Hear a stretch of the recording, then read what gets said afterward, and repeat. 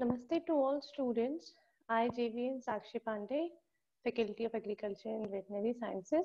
The department is Food and Biotech. So in this session, we will basically talk about the about the pyridoxine. In previous session, as you all know, we have discussed about the introduction of pyridoxine, and with brief to that, we can also describe it here also. And in this session, we will describe about what is the function of pyridoxine plus the deficiency disorder of pyridoxine and its related disorders. Okay, so pyridoxine, as we have talked about earlier also, it is a water-soluble vitamin. It is a pyridoxine derivatives and it is related to three basic compounds. The first is your pyridoxine, that is alcohol containing compound. The second is pyridoxine, that is aldehyde containing compound. The third is pyridoxine amine, that is amine containing compound. Okay, and the active form or the coenzyme form of pyridoxine is PLP. What is PLP? It is pyridoxine phosphate. Okay, so this is the coenzyme form of pyridoxine and basically act in that form only, and it is also known as an active form of pyridoxine. So pyridoxine amine, when we talk about it, is mostly present in your plants. The second is your pyridoxine, and pyridoxine is basically present in your animal food. And both of these can be converted into pyridoxine and by the help of pyridoxal kinase. Okay, so this conversion takes place when pyridoxine is contained pyridoxal and pyridoxinamine. Then with the help of pyridoxal kinase, that is a basic enzyme which is convert pyridoxal to pyridoxal phosphate and pyridoxinamine to pyridoxalamine phosphate. Okay, so this two of these compounds bring together to make one compound, that is 4-paradoxic acid. Okay, so this is the major compound of your pyridoxine. Then the metabolism we have discussed. The metabolism of pyridoxine is what? Like when you take pyridoxine in your diet, how it absorb, how it transport, and how it store, and last one, how it excrete. Okay, so these are the basic phases of your metabolism. When we talk about the absorption is what? Like the how much amount pyridoxine you have contained in your food and how much pyridoxine amount is absorbed in your body. So basically the absorption part takes place in jejunum. Jejunum is what? It is your small intestine part by the help of passive diffusion. Passive diffusion is basically a method, a concentration gradient. Okay, so by the help of this method, jejunum is basically absorb your pyridoxine. In mucosal cell is basically present in your stomach. All the pyridoxine are converted into pyridoxine. Okay, so it means the alcohol containing pyridoxine is converted into aldehyde containing pyridoxine, that is pyridoxal. The second phase is your transport phase. In transport phase, we have talked about the transport. The transportation takes place in a circulation bound to albumin. Okay. Then the third phase is your storage phase. In storage phase is basically it is stored in a tissue as a coenzyme form, that is PLP. Okay.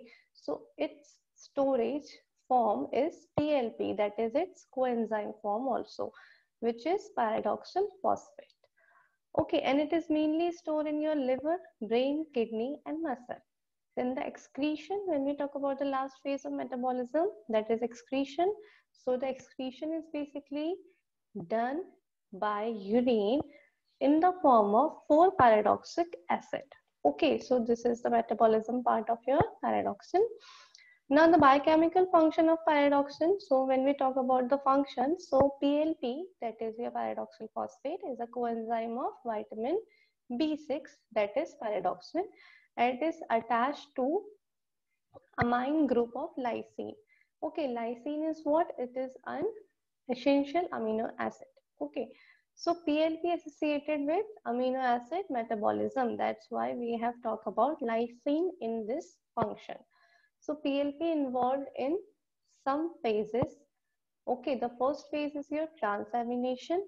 Second is decarboxylation. Third is deamination. Fourth is transsulfurization. And the last phase is condensation. So all these phases is combined form the function of PLP. So the first is your transamination. In transamination, PLP involved in transamination reaction, which means converting amino acids to keto acids. Okay, so amino acids to keto acids, this conversion is basically done by transamination. So what is happen in here?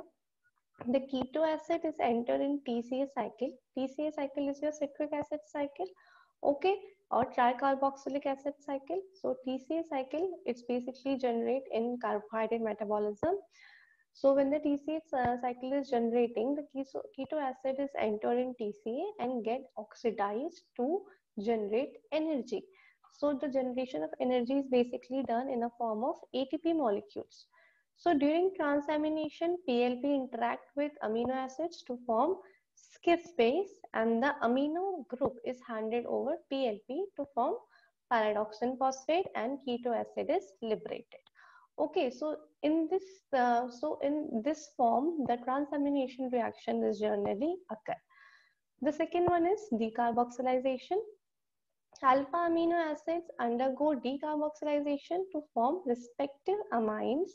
The reaction is carried out by decarboxylase, which require PLP. Okay, so in this method or in this phase, what happened that the alpha amino acid is undergo decarboxylation to form their respective amines. Okay, so reaction is basically done by decarboxylase, which require PLP. The third major important point in this reaction is serotonin produced from tryptophan. So what is serotonin? Serotonin is a type of neurotransmitter and it is produced by tryptophan. Tryptophan is what? Tryptophan is a amino acid, that is aromatic amino acid. So by the help of tryptophan, serotonin is produced and it is very important for generating the nerve impulses. Okay, it also regulates your sleep, your behavior, and your blood pressure.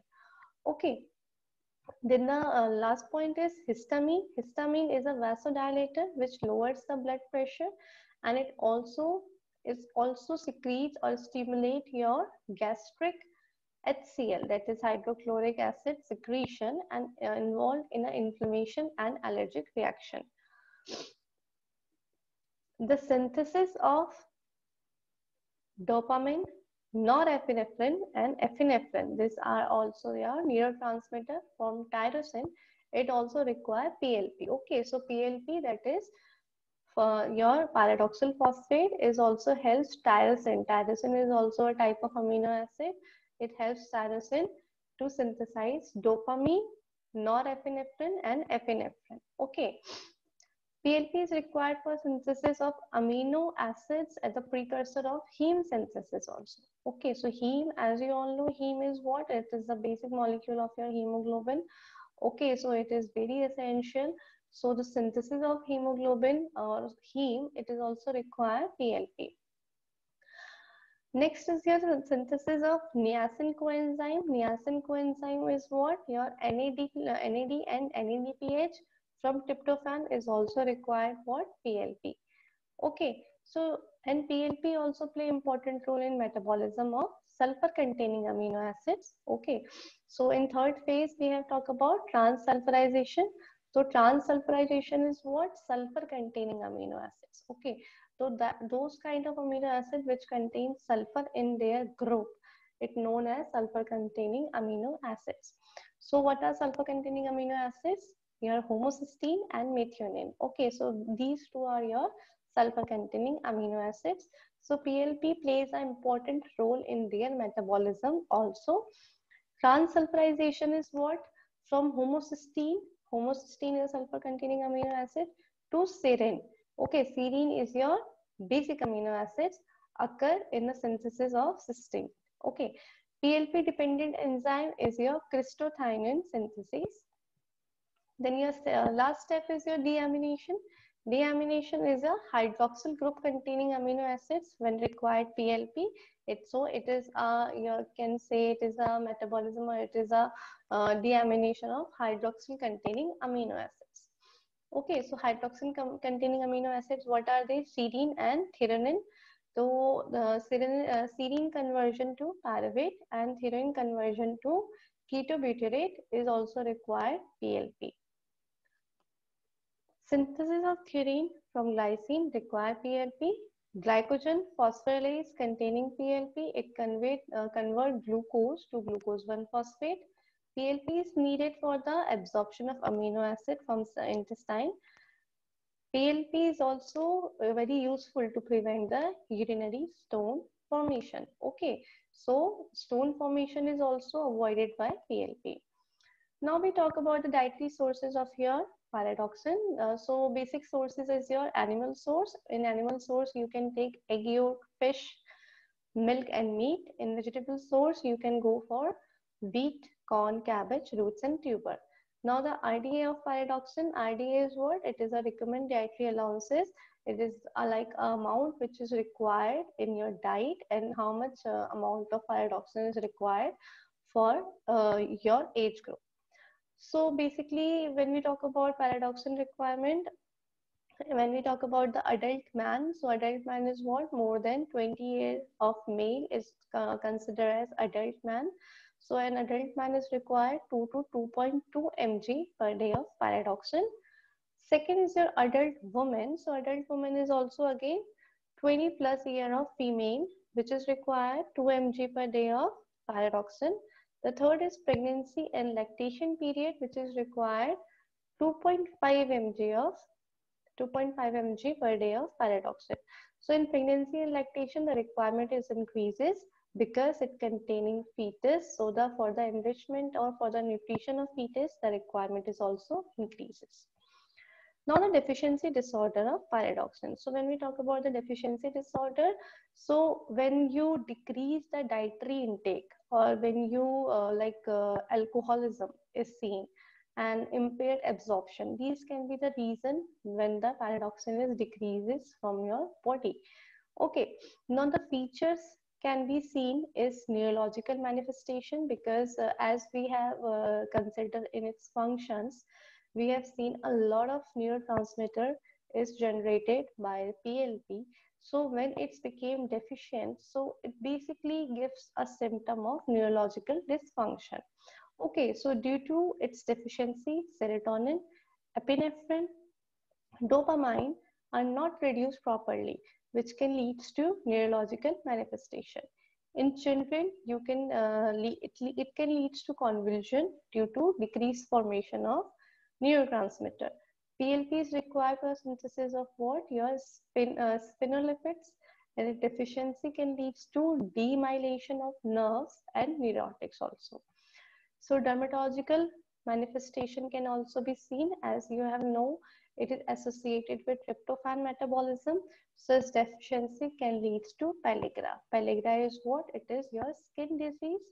Okay, it is your 4D disease when you have diarrhea, dementia, and your dermatitis, and it can lead to death also. The synthesis of niacin from tryptophan is impaired, which can lead to higher quantity of urine in your blood in your urine. Okay, and in also decreases the hemoglobin level as it is associated with the hypochromic anemia, and it can seen in B6 deficiency. Okay, so these all are the deficiency disorder. The main thing of deficiency disorder is your neurological manifestation because it is required for many of the neurotransmitter, and these neurotransmitter can help to a person to perform the neurological task in very high and good amount or good efficiency. So when it became decreases, so it alternatively leads to many neurological dysfunction. So thank you all for this session. In this session, you can basically check the functions as I have discussed earlier also. So these functions is mainly can be asked in your competitive exams also, like what are the transamination reaction, what conversion of tryptophan to serine, okay, which enzyme is required for the conversion of all these phases. Okay, deficiency is basically they have going to be asked like what are the deficiency disorder of that. Okay, and the neurological dysfunction, if it arises, then it can lead to what other factors also. Okay, so for this you can check on all the function and deficiency disorder which I have discussed earlier. Okay, and thank you for this class and thank you for your time.